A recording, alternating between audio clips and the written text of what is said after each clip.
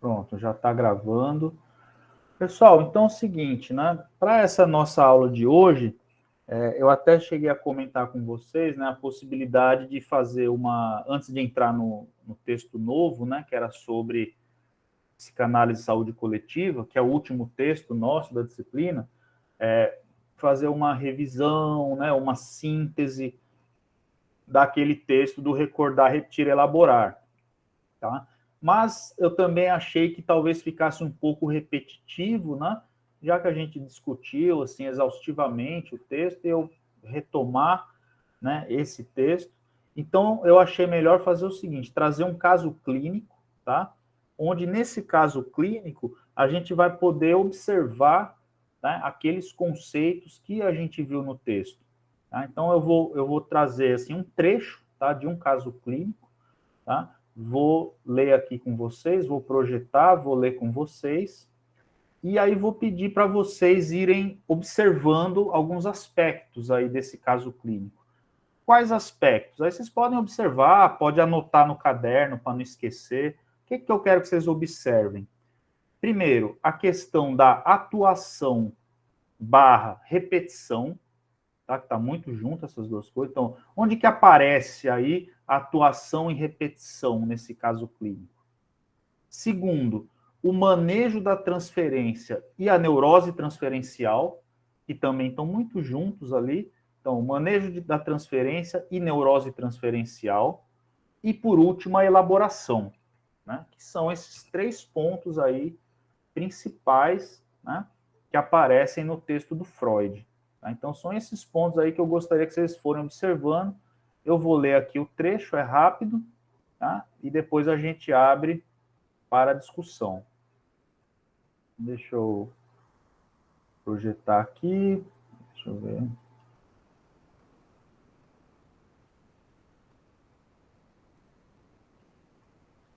Certo. Estão conseguindo visualizar bem aí, pessoal, o texto? Sim. Ok, então deixa eu só apresentar aqui o artigo para vocês. Um artigo da Revista Brasileira de Psicanálise, né, de 2010. O nome do artigo é Recordar, Repetir, Elaborar e Construir a busca do objeto materno na análise de uma menina adotada. Tá? É da Gina Levinson, que é, se eu não me engano, membro da Sociedade Brasileira de Psicanálise de São Paulo, doutora em Psicologia Clínica, professora de Psicoterapia Psicanalítica na USP. Tá? Pessoal, esse artigo ele é muito interessante, assim, até para vocês verem como é a construção do caso clínico na psicanálise, como é que a gente conta o caso clínico, digamos assim, como é que a gente apresenta o caso clínico, tá? E também porque a gente vai ver esses conceitos que a gente estudou, a gente vai poder ver um pouco na prática, tá?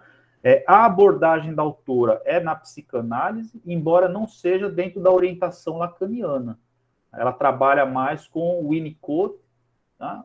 Um pouco, pelo que eu percebi ali também, Melanie Klein, mas mais com o Winnicott, que é o David Winnicott, um autor também dentro da psicanálise, tá? Então, é essa abordagem que ela faz. Então, eu vou ler um pedaço, não vou ler todo o artigo, claro, mas a parte em que ela fala do caso, ok? Então, vamos lá. Só aqui esse parágrafo anterior, quando a autora diz o objetivo, pretendo nesse trabalho refletir sobre algumas questões que me parecem essenciais, que são aquelas questões que o Freud coloca no texto que a gente leu, a partir da discussão do material clínico obtido na análise de Raquel, que é um nome fictício, obviamente, tá? Uma menina adotada. Abordarei também pontos que estão relacionados ao universo da adoção, que muitas vezes estão na base das dificuldades apresentadas por pais e filhos adotivos. Depois eu vou postar esse texto, tá, pessoal, lá no grupo da gente, no WhatsApp e também lá no sistema, para vocês terem acesso, que é bem legal mesmo esse caso clínico. Então vamos lá. Como que é a queixa inicial, então? Como que a autora diz? Os pais de Raquel me procuraram num estado de desespero, quando ela estava com 12 anos de idade. relataram que a filha estava apresentando uma série de comportamentos antissociais, como roubos, mentiras e falsificações. Outra queixa dos pais era o fato de ser bastante gorda. Raquel comia com extrema voracidade, especialmente doces e alimentos que engordavam. Tá? Vamos ver como que era a dinâmica familiar dela também. Nas conversas iniciais, os pais da paciente pareciam estar decididos a colocá-la num colégio interno. Achavam que ela não tinha mais jeito. Apesar disso, procuraram a minha ajuda, o que mostrava que ainda havia uma esperança de reencontro com a filha. A relação de Raquel com a mãe era especialmente difícil. Esta última falava da filha com muita animosidade. Parecia não suportá-la. Quando tem entre aspas assim, geralmente é porque é uma fala do paciente, tá, gente? Então a gente coloca a fala do paciente aí para ilustrar. O pai era mais afetuoso e próximo da filha, mas também parecia perdido com o estado de coisas. Né? A analista fala um pouquinho da visão dela sobre isso. Creio que havia um ponto bastante importante como pano de fundo inconsciente de tamanho desencontro. Raquel era uma mulata escura, enquanto que seus pais e irmã menor eram loiros. A diferença física gritante parecia potencializar as diferenças entre ela e os integrantes da família. Os pais procuravam reprimir, sem sucesso, a decepção por terem uma filha com uma cor de pele associada intimamente a uma situação desprivilegiada e pejorativa. A mãe de Raquel queixou-se com raiva de que a filha, entre aspas, vivia no quarto da empregada, o que evidenciava a ligação associativa que era feita com a cor da pele da menina. Inconscientemente, a mãe sentia que Raquel mais parecia filha da empregada do que sua própria filha. Então, algumas questões aí que a autora vai falar, e aqui ela entra um pouco nessa dinâmica da adoção.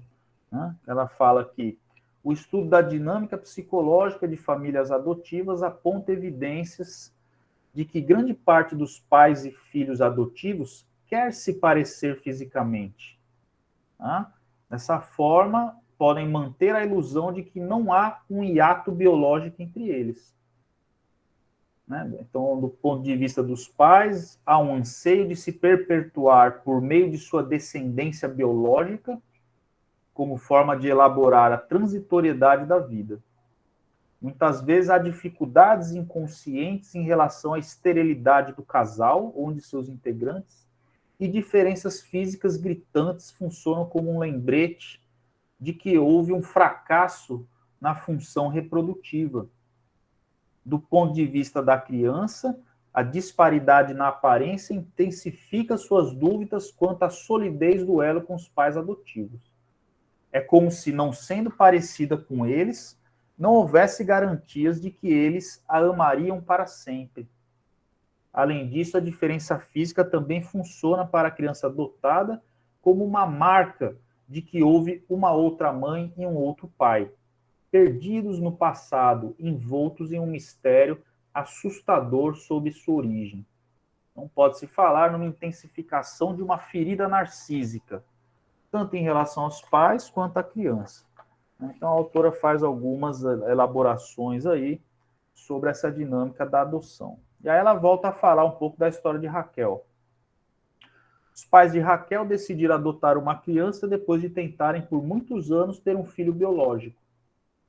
Né? Então, parecia que a mãe havia uma certa má elaboração em relação à impossibilidade de gerar filhos, devido à esterilidade do marido. Raquel foi adotada com 1 mês de vida. Até então, foi cuidada por pessoas intermediárias. Era um bebê saudável, não dava trabalho, recebeu muita atenção dos pais, até que adotaram outra menina 2 anos depois, que ficou muito doente no primeiro ano de vida. Esse evento parece que foi um divisor de águas para Raquel, que passou a ficar com muitos ciúmes da irmã, que era loirinha, como os pais. Tá? Aí ela diz também aqui, pessoal, que Raquel, ela sempre soube que ela era adotada, porém, os seus pais disseram para ela que a sua mãe biológica havia morrido no parto, né? O que era mentira. Na verdade, não havia morrido no parto, mas os pais acreditavam que isso era uma forma de colocar uma pedra sobre essa história, né? E, na verdade, havia um medo inconsciente dos pais de que um dia ela fosse atrás desses pais biológicos, né? Então, o medo de perdê-la também, tá? Então, eles inventam essa história. O que a analista diz, né? Encontramos na história de Raquel fatores potencialmente patogênicos no que se refere às condições boas de desenvolvimento de uma criança. Lembra daquelas, né, os fatores patogênicos, tá? A paciente sofreu um trauma precoce ao ser separada de sua mãe biológica por volta do seu nascimento. E aí a autora diz, né, que, quer dizer, a criança já no ventre da mãe, a criança tem um registro sensorial do cheiro, do andar, da respiração, né, dizem que até da voz, né? E a separação precoce instaura um hiato afetivo, tá? No momento em que a criança não tem um aparelho psíquico capaz de compreender e processar o que se passou, né? Depois ela teve aquela fase que ela foi cuidada por pessoas intermediárias. Quer dizer, então ela deve ter, não sei, talvez passado em lares de adoção, alguma coisa assim, durante um mês. A autora coloca como um outro trauma aí, né? E depois, por último, que ela coloca a perda da atenção dos pais em função da doença da irmã, né? Que seria um outro trauma, né? O que Kahn denominou trauma cumulativo. Quer dizer, veja como tem aí uma sequência, né, de traumas, né, uma sequência de traumas, eu poderia falar o primeiro, o segundo, um terceiro tempo aí do recalque, né, de experiências traumáticas que Raquel sofreu. Tá? Bom, aí tem uma certa interpretação aqui que a autora faz. Penso que a dificuldade dos pais de Raquel, especialmente a mãe, passaram a ter penso que a dificuldade que os pais, né, tiveram, passaram a ter na forma de lidar com ela, diante dos comportamentos impetuosos e turbulentos que passou a apresentar. Isso continuou a sucessão de falhas ambientais a que estava sujeita. Quer dizer, o comportamento, né, da menina acabou também por, né, quer dizer, os pais começaram a ter uma dificuldade para lidar com ela, né, naquela fala da mãe, eu acho que ela não tem mais jeito, né, então se transformou aí também num outro trauma, essa relação dela com os pais adotivos, né, principalmente com a mãe, né. Então continua a sucessão de falhas ambientais. Esse é um conceito bem winnicottiano, né, falhas ambientais, né, aquela mãe suficientemente boa que garante um ambiente adequado para a satisfação das necessidades da criança, é bem de Winnicott. Tá? Então, como afirma Winnicott, a privação de necessidades essenciais da criança pode se manifestar por comportamentos antissociais, como roubo e destrutividade. Tá? Tem até um livro do Winnicott, que eu acho que não sei se é Desamparo e Delinquência, é uma coisa assim, que é um clássico do Winnicott, né? Com seus sintomas, Raquel amolava os pais, forçando-os a se encarregar de seu manejo. Tá? Havia nas suas reações a expressão de grande carência afetiva, mas também muita força própria, por não se conformar com uma situação de vida que lhe era tão insatisfatória. Então, com seus sintomas, Raquel amolava os pais, forçando-os a se encarregar de seu manejo. Tá? Bom, pessoal, a última parte é quando ela vai falar como é que foi, assim, vai relatar rapidamente as sessões aí com Raquel, como é que se deu esse encontro analítico. Tá? Ela diz assim: quando conheci Raquel, me surpreendi ao me deparar com uma menina já com traços de puberdade, expansiva, inteligente, cheia de vida. Sua aparência física, de fato, destoava muito da aparência dos pais e era bastante gorda. Reclamou dos pais, dizendo que eles privilegiavam sua irmã e logo anunciou que estava decidida a ir para um colégio interno.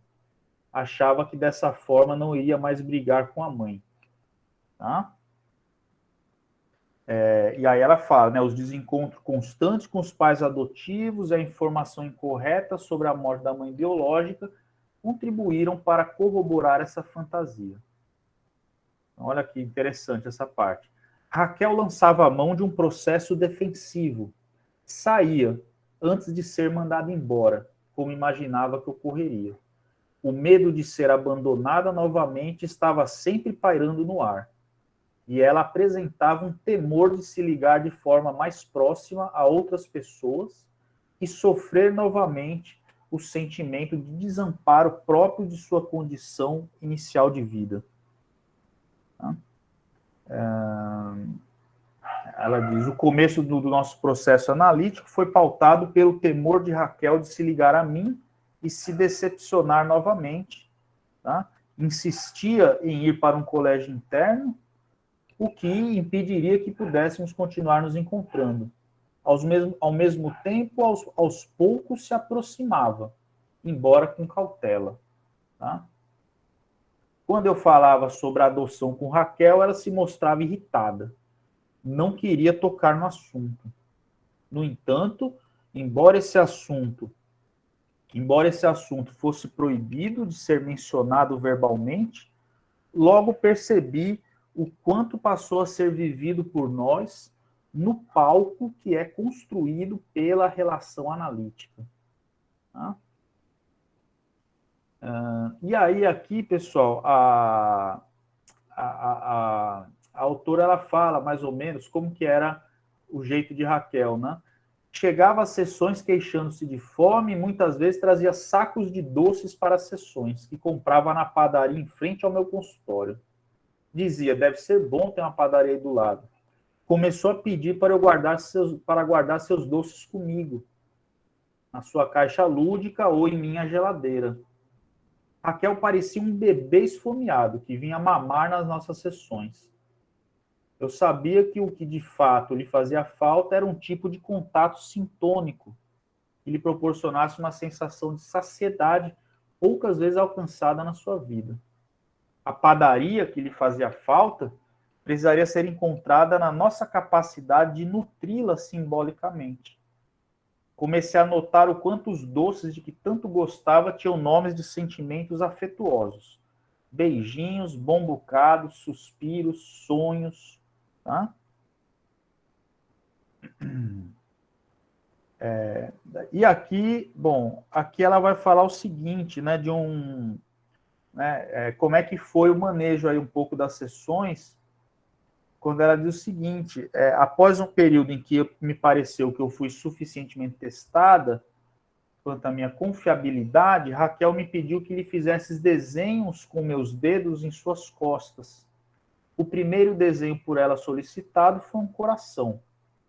Eu tinha que fazer diversos desenhos nas suas costas e ela tentava adivinhar o que era. Então, aqui, depois vocês vão ler, tá? A autora vai narrar uma brincadeira que a menina propôs para ela, que era uma brincadeira assim, a analista fazia um desenho nas costas dela, com o dedo, então, às vezes, ela pedia para ela fazer um coração, fazia um desenho, aí ela pediu para ela fazer um coração, e ela depois ficava tentando adivinhar o que foi que a analista fez, né? A analista fala que foi fazendo essa brincadeira, né? Tomando cuidado para que esses toques não tivessem uma conotação erotizada, né?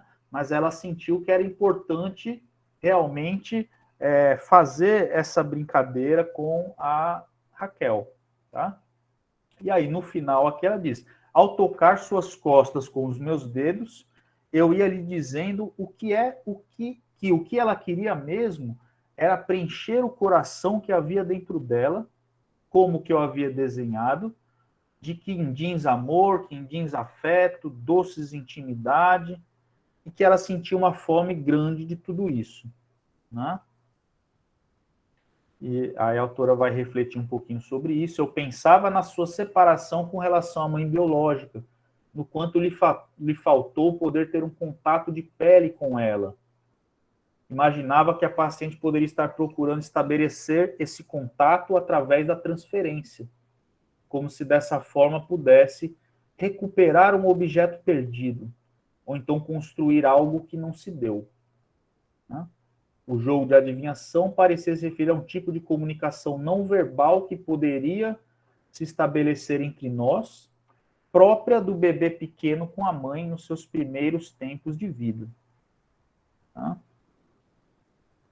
Poderia também indicar a adoção que ela esperava que fosse feita por mim. Afinal, não é usual se chamar o filho adotivo filho do coração? Tá? Tem uma outra parte aqui que eu vou passar para não ficar muito longo, pessoal, que é uma outra brincadeira que elas faziam, né, no momento posterior aí que a autora fala, que era mais ou menos assim. Um dia a Raquel pediu para ir no banheiro, a analista deixou, o banheiro ficava ao lado da sala, né, onde ela era atendida, e aí ela começou a bater na parede, fazer tum, tum, tum. E a analista foi e começou a bater, né, respondendo, batia tum, tum, tum. Aí ela fazia tum, tum, a analista tum, tum, como se elas estivessem se comunicando através da parede. Foi uma outra brincadeira que elas arrumaram. Tá? E aí eu vou passar lá para baixo, só para ver a interpretação aqui que a analista faz. Compartilhávamos, Raquel e eu, o sentimento de que estávamos experienciando algo imponente, especial. Eu havia sido proibida por ela de falar explicitamente sobre o tema da adoção. Mas quando Raquel voltava para a sala, eu comentava coisas como, puxa, nós estamos nos comunicando por uma outra língua, a das batidas. É como se pudéssemos estar tão juntas, quase grudadas, mas também separadas por essa nossa parede. Sabemos que uma continua existindo para a outra, mesmo que não nos vejamos. Parece até uma mãe com seu bebê quando ele está na sua barriga. Né? Então, o tema da relação mãe-filha, da separação e falhas precoces, podia ser tratado baseado na observação da nossa relação, sem que nesse momento tivéssemos que citar diretamente sua história de vida. Seu passado estava lá, presente no nosso contato, vivo e modificado pelo que a dupla analítica peculiar estava experimentando. Bom, pessoal, depois ela traz um pouco os efeitos também do tratamento, acho que é importante, né? O processo analítico possibilitou uma melhora substancial nos sintomas, seu rendimento escolar melhorou, conseguiu fazer uma dieta, emagreceu vários quilos, as brigas com os pais diminuíram sensivelmente e também o medo de dormir sozinha. Tá? Depois ela vai dizer que a análise foi posteriormente interrompida. Tá? Os pais disseram que a filha já estava melhor, mas também alegaram dificuldades financeiras para continuar o tratamento. Tá? Mas também a analista diz, tá, que esses pais teriam também se sentido enciumados e ameaçados pela ligação que a menina estabeleceu com a analista, né, como se Raquel tivesse reencontrado a mãe biológica que viria retomar a filha. Então, isso pode ter contribuído também para a interrupção. E aí tem uma parte que é interessante, né, que a analista vai colocar, que ela escreve um bilhete. Raquel escreveu um bilhete ao encerrarmos nosso trabalho. Fico chateada por sair, mas não vou esquecer de você e nem você de mim. Eu espero. Né? De certa forma, aquela separação, né, o processo de separação traumático acabou acontecendo, né, no final da análise, era aquilo que Raquel temia, de certa forma. Tá? Mas, o que ela diz aqui, a autora, apesar de termos vivido a amputação de uma relação que vinha trazendo frutos, o bilhete de Raquel mostrava que o trabalho feito havia deixado resultados consistentes, que ela levava consigo.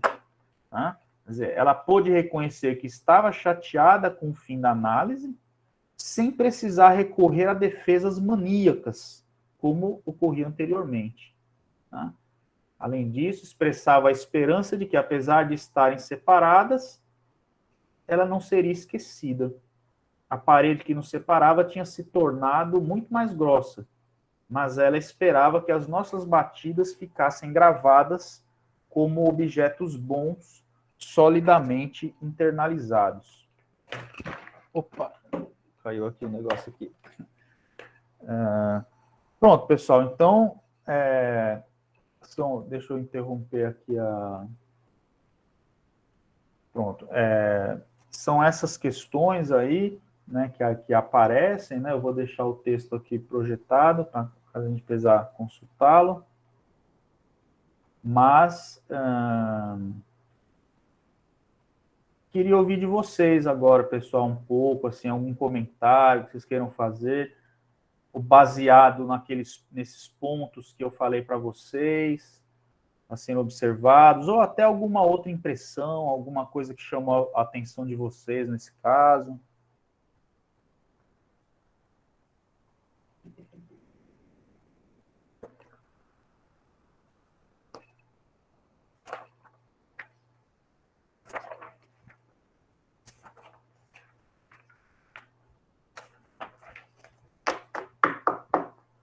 Em relação aí a, por exemplo, né, a atuação, repetição da menina, né, como é que se dava, como é que foi o manejo da transferência, ou a questão da neurose transferencial, como é que aparecia.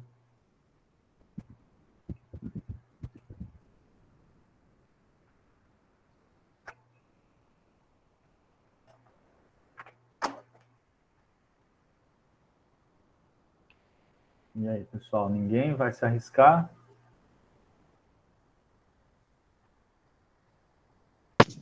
Professor, Oi, pode falar, Paloma. eu coloquei aí no chat, mas acho que você não viu. Deixa eu ver aqui. Mas eu posso falar, então. Tá, sim. Hugo colocou, notei a atuação nos doces. Aí Paloma, aí você perguntou, posso dizer que é uma compulsão à repetição, a repetição de sair das situações por medo de ser abandonada? Mas pode falar, Paloma, também, eu já respondo também. Era isso. Eu ia repetir, que eu pensei que você não tinha visto. Tá. Certo, vamos lá. A repetição de sair das situações por medo de ser abandonada, exatamente. Né? Pode-se dizer sim, que é uma compulsão à repetição, né? Quer dizer, ela de alguma forma, né? Ela saía das relações antes de ser abandonada, né? E isso acaba se manifestando também na relação dela com a terapeuta, na transferência. Né? Quando ela logo começou a terapia, mas já dizendo que ia para o colégio interno. Né? Quer dizer, é como se ela entrasse na relação com o pé atrás já. Né? Já assim com aquele medo de ser abandonada. Então pode ser também uma compulsão à repetição. Tá? Inclusive, né, pessoal, eu não sei se é no desafio, né, da UA, né, que é sobre esse texto, eu até coloco uma questão lá, baseada num filme, né, que é o Gênio Indomável, e que até quem puder ver é bem interessante, que mostra um pouco esse mecanismo também aí, né, dessa compulsão à repetição, né, desse medo do abandono, tá? O Hugo falou, notei a atuação nos doces. Não deixa de ser, né? Quer dizer, ela tinha uma compulsão alimentar, né? Ela comia, né, desenfreadamente, né? Quer dizer, era uma atuação e uma forma de repetição também, né? Oi, Arthur. Você quer falar, Arthur? Parece que você abriu, mas o som não está saindo direito.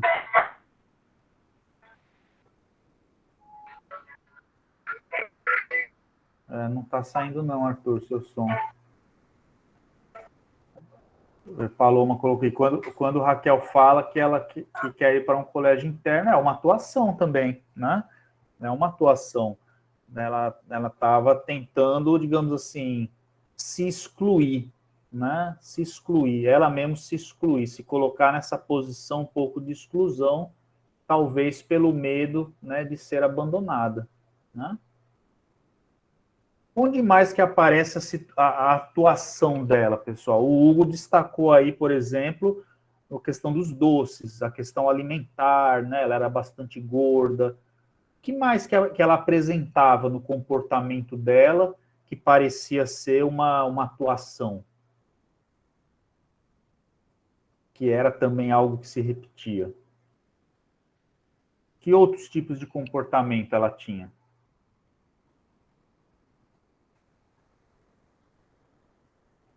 Além dessa compulsão alimentar.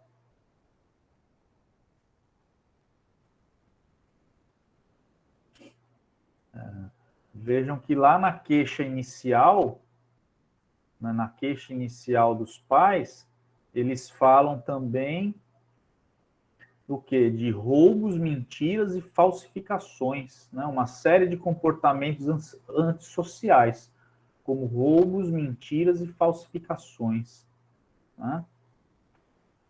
E aí tem uma parte aqui no texto que a autora fala também, isso, era antissocial, que a autora fala que parte desse comportamento dela, mais perturbador, mais agressivo, era uma tentativa dela também de ganhar a atenção da mãe.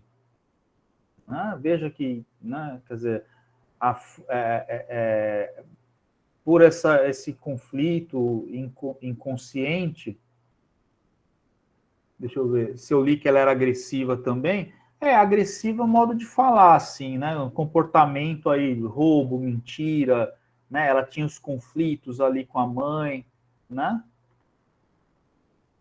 um certo impulso agressivo, assim, um comportamento mais, né, com uma agressividade, mas que no fundo era uma demanda de amor que ela tinha, né, uma demanda de que a mãe desse atenção a ela, lidasse com ela.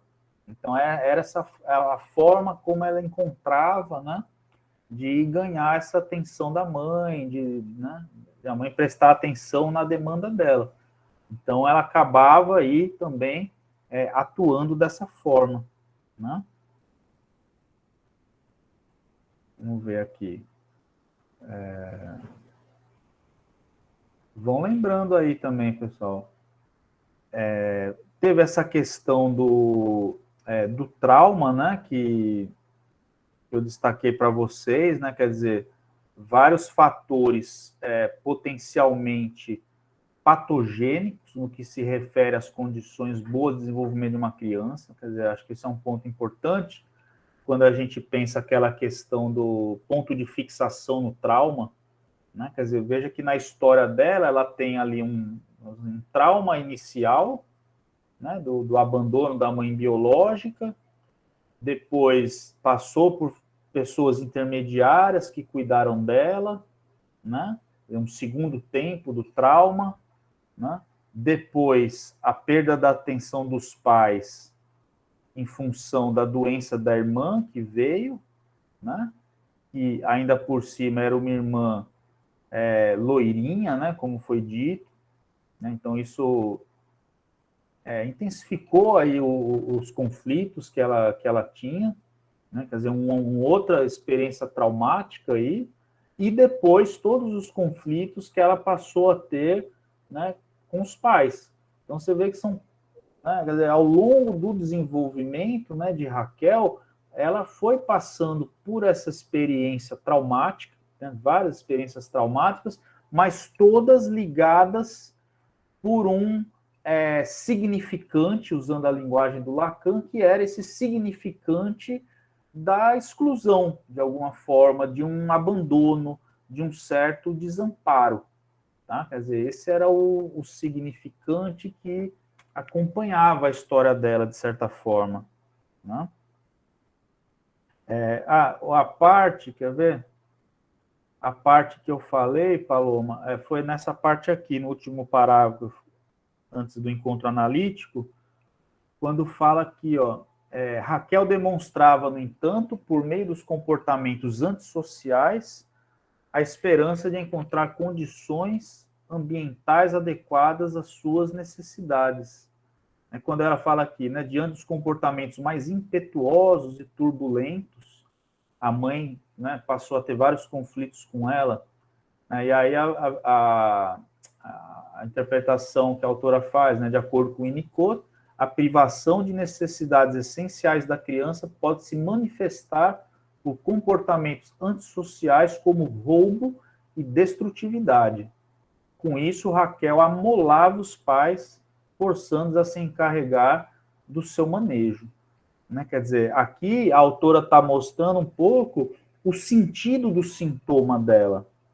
Quer dizer, essa atuação dela, né, e essa compulsão à repetição também, isso que se repetia no comportamento de Raquel, tinha um sentido, né? Quer dizer, havia um sentido nisso aí. O Lacan chamaria do gozo, né? Então, qual que era o gozo de Raquel nesse comportamento dela, né? Nesses comportamentos mais impetuosos e turbulentos, antissociais, né? De roubo, de destrutividade? Qual que era o gozo? Qual que era a satisfação substitutiva? Né? Digamos assim, qual que era o desejo que estava embutido aí? Né? Justamente era esse desejo, tá, de que os pais se encarregassem do seu manejo, né? Que os pais lidassem com ela, né? De que os pais se ocupassem dela mais, né?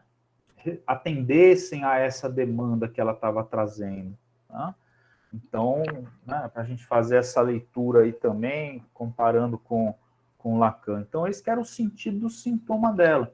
A gente pode comparar com aquele texto do Freud, pensando assim, quando o Freud diz, o sujeito não recorda, ele atua. Né? Quer dizer, como se esses conflitos que a gente está falando de Raquel, esses medos, são medos inconscientes.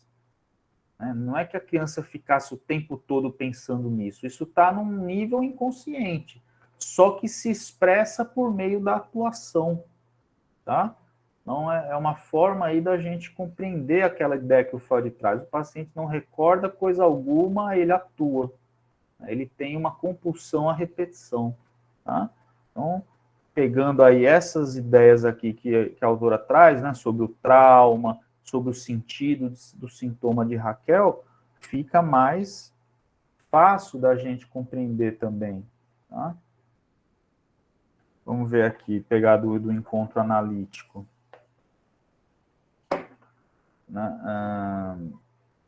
Essa questão aqui que a gente falou, né, do processo defensivo, né, Raquel lançava a mão de um processo defensivo, saía antes de ser mandado embora, como imaginava que ocorreria, né, que Paloma já falou também, né? Deixa eu ver aqui, Paloma colocou, sobre o elaborar, pode-se dizer que ao fim da terapia ela teve uma elaboração diferente de uma experiência de separação, quando ela relata que não vai se esquecer da terapeuta. Eu acho que sim, Paloma, eu acho que isso, digamos assim, esse bilhete dela, né, quando ela fala isso, eu acho que já é fruto de uma elaboração, né? Ela conseguiu elaborar algo nesse sentido, algo sobre a perda, algo sobre a separação. Ela pôde elaborar, ela pôde simbolizar de um modo diferente. Né? Lembra que a gente até estava falando na aula, essa questão de construir novos significados, né? Ressignificar. Né? Quer dizer, em relação a essa questão da perda, da separação, que para ela era traumático, isso, ela trouxe outro significado para essa separação que ocorreu. Né? Como se fosse um significado assim, a gente está se separando, mas você não vai me esquecer. Né? Eu acho que foi essa elaboração que ela pôde fazer. Né? Mais ou menos como a gente faz quando a gente pensa assim, sei lá, de um amigo que vai para longe, vai se mudar. Assim, não, mas a amizade não vai acabar. De alguma forma a gente vai continuar amigo.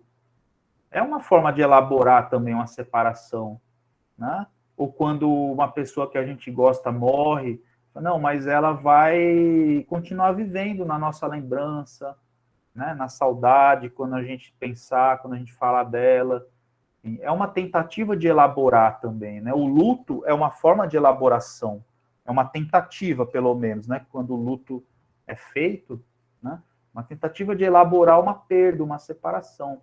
Então, eu acho que sim. Acho que aí já é um resultado da elaboração, tá? E eu vejo também que quando a autora fala aqui, deixa eu botar aqui na página 160, já que você falou aí da elaboração, eu penso que quando a autora fala aqui assim que ela havia sido proibida por ela de falar sobre o tema da adoção.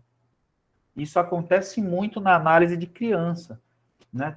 Tem certos temas ali que a criança não fala, né? Ela tem uma resistência para falar, né? Questões assim de rejeição, por exemplo.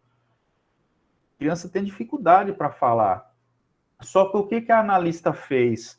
Ela tentou aí fazer, como que eu posso fazer essa menina elaborar se ela não vai falar sobre isso? Então veja que a analista ela encontra um meio aqui, porque ela não falava da adoção, mas ela comentava essas coisas. Olha, a gente está se comunicando através da batida, é como se pudéssemos estar juntas, apesar de separadas pela parede. Sabemos que uma continua existindo para a outra, né? Parece até uma mãe com seu bebê quando está na barriga. Então, ela vai, eu acho que com essa intervenção, ajudando a menina a elaborar, tá? Então, e também quando ela diz assim, o tema da relação mãe-filha, de separação e falhas precoces, podia ser tratado baseado na observação da nossa relação, sem que nesse momento tivéssemos que citar diretamente sua história de vida. Seu passado estava lá, presente no nosso contato, vivo e modificado pelo que a dupla analítica peculiar estava experimentando. Né? Aquela questão que a gente falava da atualização do trauma mesmo, né? Quando seu passado estava lá presente no nosso contato. A gente poderia até pensar naquela questão da neurose de transferência que a gente falou no texto, né? Quer dizer, as questões da paciente, né, eram transferidas ali para a sessão, né, onde, como Freud disse, se cria uma região intermediária entre a doença e a vida real, né, uma doença artificial, né, acho que é esse o termo que ele usa, que se torna acessível à nossa intervenção. Quer dizer, à medida que a criança repete, que ela transfere ali para, que ela chama dupla analítica, quer dizer, para a relação terapêutica, aqueles conflitos dela, aquele material reprimido, recalcado, isso se torna acessível à intervenção da analista. Tá? Essa parte foi bem interessante. Tem uma outra parte aqui que eu queria mostrar. Deixa eu ver aqui. Que ele fala do palco, né? Tem uma parte que ele fala aqui. Poxa, não sei se eu vou achar agora. Se alguém achar aí, vocês me avisem. Mas tem uma parte que a autora fala bem claramente, assim, né, de como que isso vai se dando. Deixa eu pegar aqui. Eu anotei. Ah, tá. Página 158. Página 158. Deixa eu voltar aqui. Olha que interessante aqui. No segundo parágrafo, quando diz aqui, ó, o começo do nosso processo analítico foi pautado pelo temor de Raquel de se ligar a mim e se decepcionar novamente. Questão da transferência, né, que está aparecendo aqui. Insistia em ir para um colégio interno, tá, para o que iria impedir que a gente pudesse continuar encontrando. Quando eu falava sobre a adoção com Raquel, ela se mostrava muito irritada, não queria tocar no assunto, a resistência, tá? No entanto, embora esse assunto fosse proibido de ser mencionado verbalmente, logo percebi o quanto passou a ser vivido por nós no palco que é construído pela relação analítica, tá? Então, vejam aí, pessoal, quando Freud diz ali na questão do manejo da transferência, tá? Ele fala, admitimos a transferência como a um playground, tá? Como a um playground onde se manifestam os impulsos reprimidos. Eu falei para você, esse playground aí quer dizer palco. Então, admitimos a transferência como que é um palco, para que ali possa se manifestar os impulsos reprimidos. Né? Então, seria a questão ali, do manejo da transferência e do estabelecimento da neurose de transferência. Tá? Quer dizer, aí entra aquela questão que eu falei, né, agora há pouco. Você estabelece a neurose de transferência, cria essa região intermediária, né, onde, né, digamos assim, as questões ali do paciente se tornam acessíveis à nossa intervenção, né, porque o paciente ele repete ali na sessão, ele transfere para a sessão, né, essas questões traumáticas aí da sua história de vida. Né? Vejam que é tudo que a gente viu ali, né, no texto sobre dinâmica da transferência, sobre no texto também, recordar, repetir, elaborar, né? É o que vai aparecendo. Deixa eu ver o que mais que tem. Essa questão da atuação, né, dos doces, veja que a criança ela leva isso para a sessão, né, essa compulsão, a repetição dela. Né? E essa atuação também, ela atua, ela chega na sessão, leva os doces, pede para a analista guardar, e aí a analista teve essa habilidade de fazer esse manejo da transferência também, né? De entender que isso era uma demanda da paciente e poder fazer esse manejo, aceitar que ela levasse os doces, fazer aquela brincadeira lá de desenhar nas costas da menina, porque ela entendeu que seria importante para o tratamento. A brincadeira de bater na parede, tudo isso é o manejo da transferência. O manejo da transferência consiste em você entender qual é a singularidade do paciente, né, em relação ao seu jeito de ser, a sua estrutura de personalidade, e poder fazer esse manejo, tá? Com vistas ao tratamento. Né? Você aproveita dessa transferência para poder ir fazendo o tratamento do paciente, tá? Baseado nas questões dele, como a analista fez. Ela aproveitava quando elas voltavam lá da brincadeira lá de bater na porta, de bater na parede, e fazia lá algumas construções, tá? Em relação às questões da paciente, tá? Deixa eu ver se tem mais alguma questão. Bom, pessoal, acho que assim, né, em suma, eram essas questões aí. Tem mais questões, né, que eu anotei, mas acho que de principal, tá? O que a gente poderia estar pensando aí, comparando com o texto que a gente leu do Freud, seria mais isso, tá? Eu vou postar esse artigo lá no grupo nosso do WhatsApp, vou postar também lá no Moodle para vocês terem, tá? Pra, né, junto com aquele texto lá do Freud, dá para ter uma boa compreensão aí sobre essas questões. Tá bom, pessoal? Não sei se alguém quer comentar alguma coisa. Comentar alguma coisa mais em relação a isso. Nada. Então tá bom, pessoal. Sansão, não sei, eu acho que Sansão tá no evento, lá no simpósio, né, internacional, que, aliás, está muito bom, viu, pessoal? Se vocês puderem assistir, poxa, hoje à tarde foi, assim, fantástico, viu?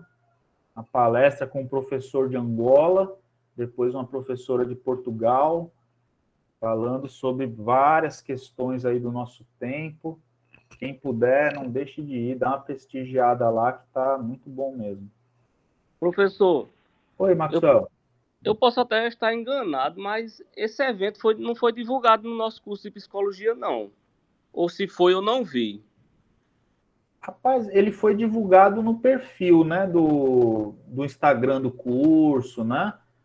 Assim, no stories, né, do curso, ali no perfil, né? E Foi divulgado no grupo da turma também. Ah, foi? Pronto, Então, acho que... Mas dá tempo de participar. Eu não...